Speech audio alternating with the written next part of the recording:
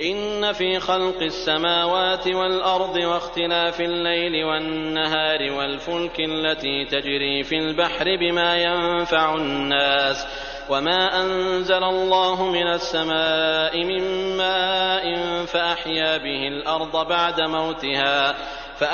به الأرض بعد موتها وبث فيها من كل دابة وتصريف الرياح والسحاب المسخر بين السماء والأرض لآيات لقوم يعقلون۔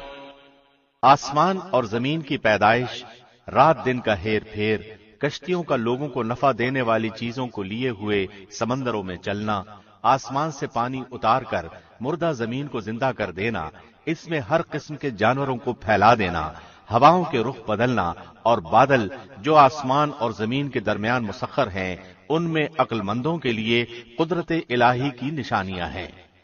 وَمِنَ النَّاسِ مَن يَتَّخِذُ مِن دُونِ اللَّهِ أَندَادًا يُحِبُّونَهُمْ كَحُبِّ اللَّهِ وَالَّذِينَ آمَنُوا أَشَدُّ حُبًّا لِّلَّهِ وَلَوْ يَرَى الَّذِينَ ظَلَمُوا إِذْ يَرَوْنَ الْعَذَابَ أَنَّ الْقُوَّةَ لِلَّهِ جَمِيعًا وَأَنَّ اللَّهَ شَدِيدُ الْعَذَابِ۔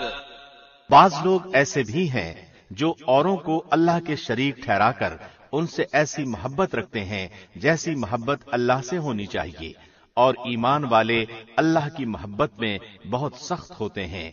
کاش کہ مشرک لوگ جانتے، جبکہ اللہ کے عذاب کو دیکھ کر جان لیں گے کہ تمام طاقت اللہ ہی کو ہے اور اللہ سخت عذاب دینے والا ہے۔ إذ تبرأ الذين اتبعوا من الذين اتبعوا ورأوا العذاب وتقطعت بهم الأسباب۔ جس وقت پیشوا لوگ اپنے تابعداروں سے بیزار ہو جائیں گے اور عذاب کو اپنی آنکھوں سے دیکھ لیں گے اور تمام رشتے ناطے ٹوٹ جائیں گے۔ وقال الذين اتبعوا لو أن لنا كرة فنتبرأ منهم كما تبرأوا منا كذلك يريهم الله أعمالهم حسرات عليهم وما هم بخارجين من النار۔ اور تابعدار لوگ کہنے لگیں گے، کاش ہم دنیا کی طرف دوبارہ جائیں تو ہم بھی ان سے ایسے ہی بیزار ہو جائیں جیسے یہ ہم سے ہیں۔ اسی طرح اللہ انہیں ان کے اعمال دکھائے گا، ان کو حسرت دلانے کو، یہ ہرگز جہنم سے نہ نکلیں گے۔